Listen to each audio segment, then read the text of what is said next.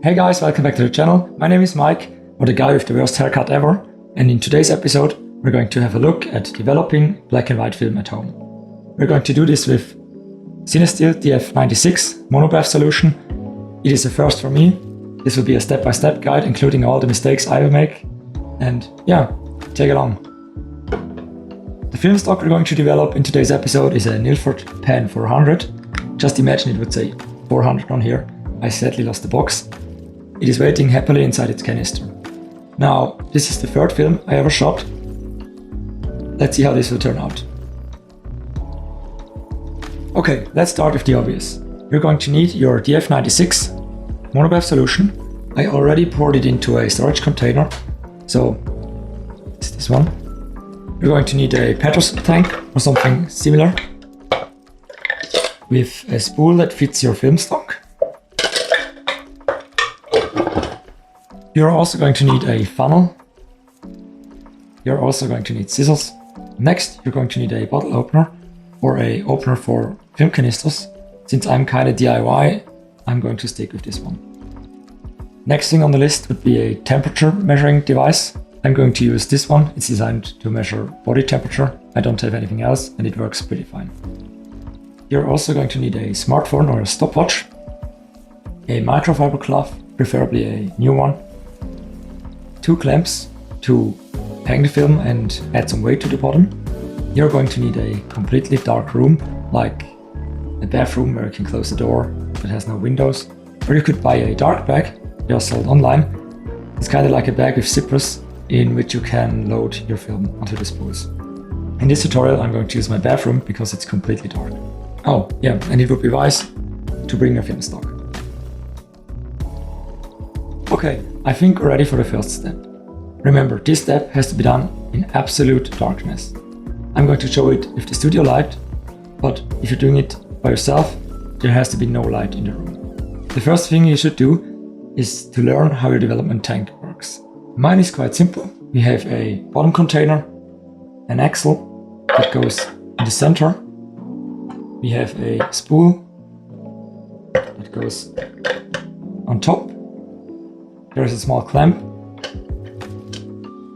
that goes on top as well, so the spool doesn't move. Just a cap. Next thing is a small spindle that goes down in the middle, and then we have the top cap that seals everything. One of the things you have to do is to assemble the tank in complete darkness. So give it a try. Do it maybe 10 times. Lay down your stuff, remember each position, and try to assemble it. The next step would be to add your film stock to the spool. First, you have to adjust your spool. If you're using a 35mm film, it won't fit the 120. So to do so, in this case I have to rotate the right side clockwise and I can take them apart. There are a few grooves on here and I can put it together like this, and now it fits the 35mm one. Let's take a look at the spool. There is a slit or a ramp where you have to insert your film stock. And this is exactly what we have to do in complete darkness. Let's practice that. To be able to roll it onto the spool, we first have to remove it from its canister. This is pretty easy. Take your bottle opener, remember this has to be done in complete darkness, and try to pry open the top. Now you can gently remove the spindle with your film stock on it. As you can see, this one is already empty because I already developed this color film stock. From now on, I'm going to use an old film negative for the purpose of showing what you have to do. As soon as you have removed the film and the spindle from the canister, grab the end of the film and trim it so that it is a straight edge, like this one. This makes it way easier to insert into the spool. Next, grab the spool, feel where the slit is, and slide the film into it until you hear a click.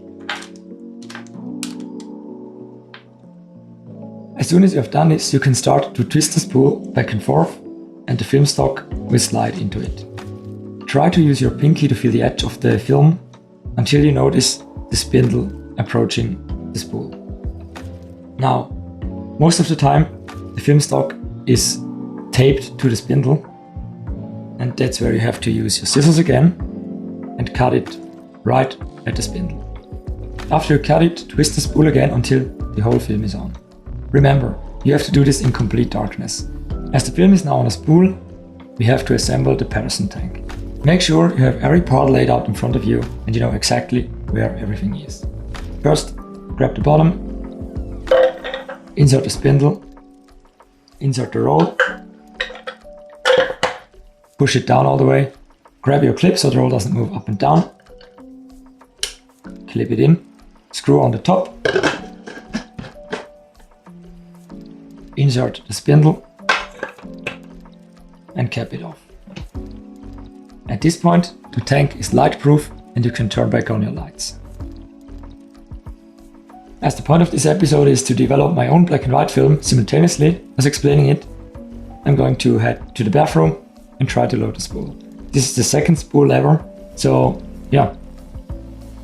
Woohoo! Let me tell you, the first few times you have to do this, it's kind of scary to open the canister, cut the film, but I managed to add it to the Patterson tank, and yeah, we're all set for developing now.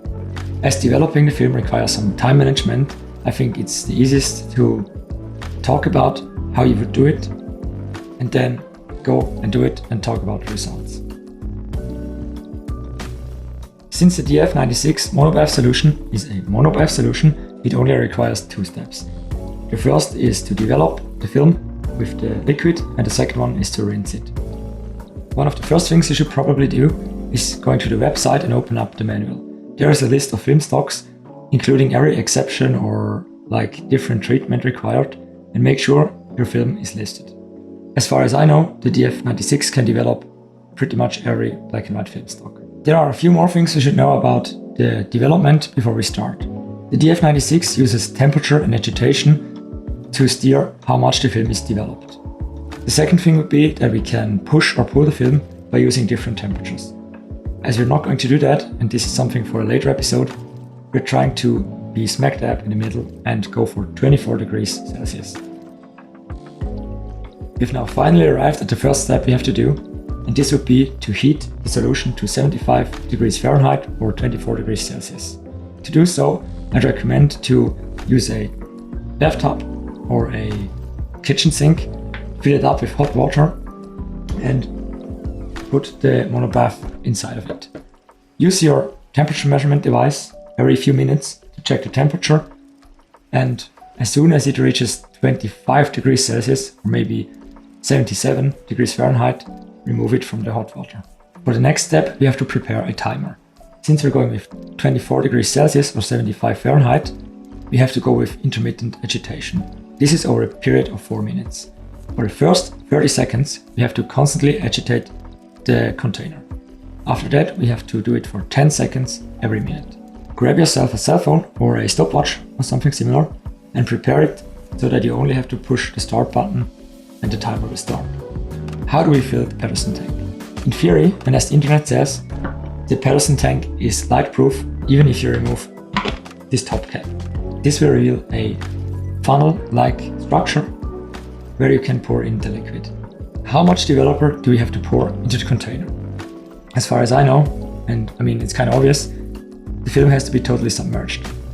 I don't recommend to pour in the whole liter because it will fill up the Patterson container to the top and it might leak a little bit, so try to go with 3/4 of the way. Let's go for a small simulation. Grab your monobath solution, open it up. Okay, try to open it up. Don't fail like I did. Pour it in, 3/4 of it. Grab the lid, close it up as tight as you can. Start the timer, and then you have to start the agitation. Now, how do you agitate the container? As far as I know, and as I've seen in videos, it's just a simple flipping and flipping it back. Do this for 30 seconds. The times on the website and in the manual, the 4 minutes we've talked about, are minimum times. And if you agitate for 30 seconds and then every 1 minute, you'll end up with half a minute missing. As soon as I'm at the 4 minute mark, I'm going to agitate it one more time and let it sit for 10 more seconds, and then I'm done. After the whole process is finished, open up your Patterson tank, grab your Monobath solution container, the open one. If you did not fail, grab a funnel and pour everything back into the container. Even if it seems like the liquid will shoot out of every hole, it is kinda easy to pour it back, as you can see here. Congratulations, you've now probably successfully developed your film. The next step is to wash your film. Just fill up your Patterson tank to the top and pour it out. Do this for 10 times. After that, your film is washed. Congratulations again, you have successfully developed and washed your film. There's only one more complicated step, and this is to prevent water droplets from leaving residue on the film. First of all, let's take the film out of the canister. Remove the cap, remove the lid, and take out your film. Now remove the clip, pull out the spindle, and you're left with a roll of film. Now don't panic, because if you look into the roll, you can probably see only dark.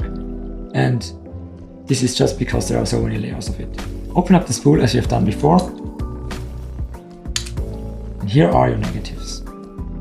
This might be a good point in time to have a quick look at the negatives and check if everything is okay. Now grab the first one of these clamps and hang the film from a door frame or a washing line. You might immediately notice that the film will try to curl up on itself, and to prevent this, you have to grab your second clamp and add it to the bottom and leave it hanging. How do we prevent water droplets from leaving residue on the film? We could use distilled water to rinse the film in the end. I didn't do that, but if you do so, there are no minerals left and nothing can be left behind. I'm going to prevent this in another way that I've seen online. I'm going to grab my microfiber cloth, fold it in half. Remember, it has to be a very clean one. Best would be a new one. And put the film in between. Now, running from the top to the bottom, I'm going to slightly twist both sides and run it down. This will soak up most of the water. I'm going to do this 2 times. I'm going to flip the microfiber cloth, and yeah, after that the film should be pretty dry. I've done this with a Kodak Ultra Max and it did not leave any scratches and no droplets. I suggest to leave the film there for at least 5 hours. This ensures that everything is dried properly. After this time has passed, your negatives are finally ready to use. If you can find any water residue or mineral buildup or anything alike, remember you can always wash the film in distilled water and they will disappear. Just make sure you'll hang it again and leave it for a few hours. There's only one more important thing to do, and this would be to clean up everything. Submerge your Patterson tank into water, submerge every part, use dish soap, make sure it's properly clean. Now, as you might have guessed, I've already did this, so let's pretend I'm going out and do it now, and after that, let's check out the results. Okay, fake development done. Let's check out how the negatives turn out. Well, this is the field negative. I'm pretty happy how it turned out. Every shot is kinda exposed correctly. So let's scan them and have a look.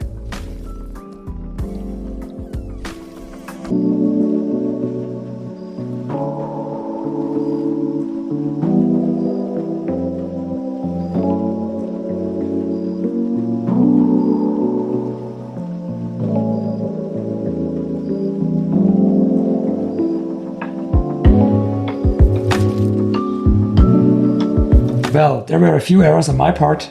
They were not during development, more like during photo shooting, but I'm happy how it turned out. I hope you have great results yourself if you try so. And yeah, if you want to learn how to scan film, I'm going to do a video on that in a few weeks. I've already done a video on the setup for scanning. You can check it out here. Thank you guys so much for watching. If you have any questions, leave them down in the comments. I'll happily read them and answer them. Have a great day. Bye.